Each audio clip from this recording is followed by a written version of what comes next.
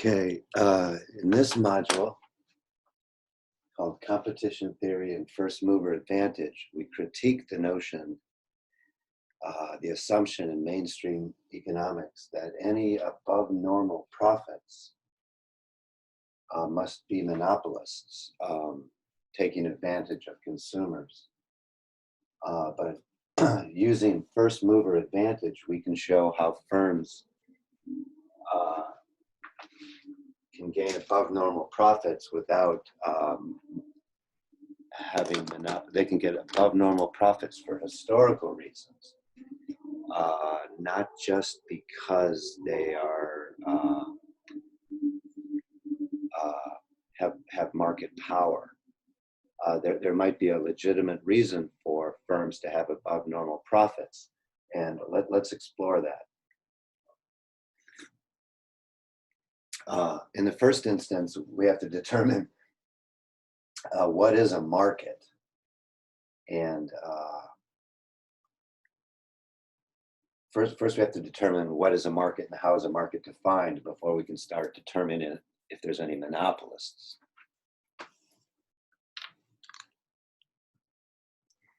So I have a paper that I did recently looking at the difficulties in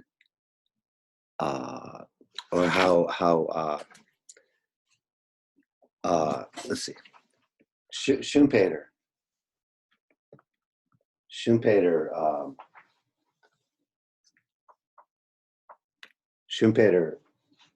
1954,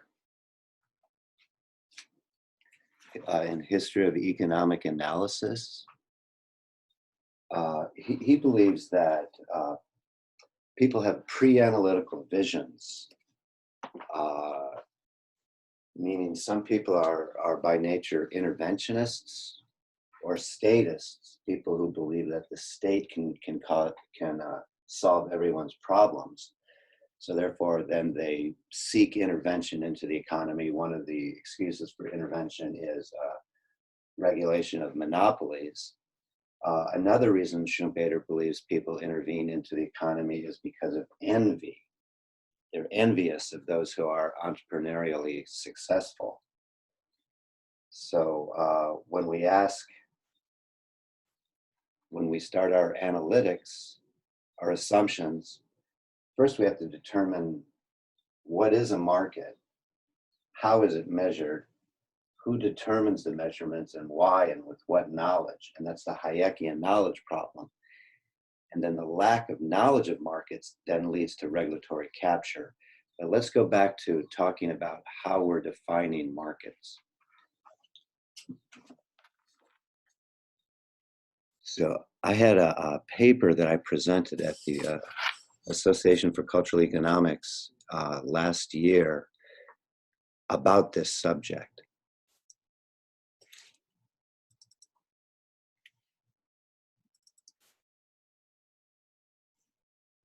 Yeah, here it is. And this paper is available on my CameronEconomics.com homepage, webpage, under projects, an exploration of performing arts and political economy of ticketing, and where I do stages of production, look at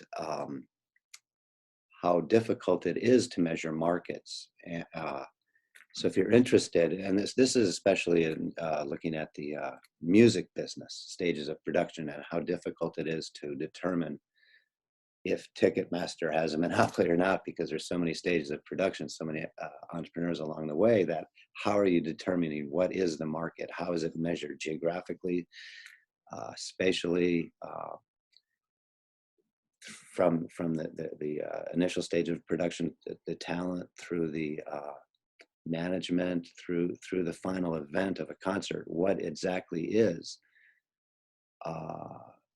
the market? So that's just something I wrote, and it covers a lot of theory about and research about how difficult it is to measure markets and how subjective it is by the microeconomist trying to regulate the economy. So it's really their findings are determined by what they want to find. Okay, so let's say for the sake of argument, let's just say for the sake of argument that we're talking about the smartphone. See, the transistor chip was 1947. So how many years ago is that? So this has been what, 63 years or 73 years or whatever it is in development, incremental changes. So at what point then do you determine when the market started? But let's just say that it's a market for cell phones, and Apple invents the cell phone. So Apple starts first right here at time 0. So Apple is the first mover in the market. So Apple starts at time 0, and the more that, and this is specialization of labor, the more that they produce over time in quantity, the lower their costs become. So, so anybody who enters the market, let's say you get someone else entering the market, they enter the market here. So here's Apple,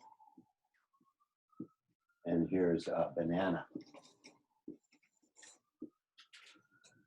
Banana enters the market, they're already behind. So Apple is already better, better able to produce at a lower cost and at a better quality, we should add, than banana. So they're getting above normal profits because of the first mover advantage. And then they may continue those above normal profits because history matters. People might enjoy the Apple product, and that's called brand loyalty.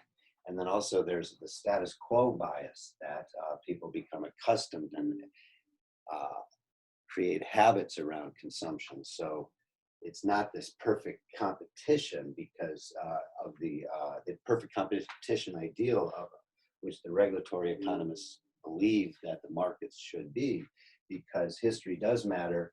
There is a first mover advantage, and you can get above normal profits without taking advantage of consumers. So that's a critique of mainstream economic competition theory when you add history to the analysis. So that completes our module on competition theory and first mover advantage. Thank you.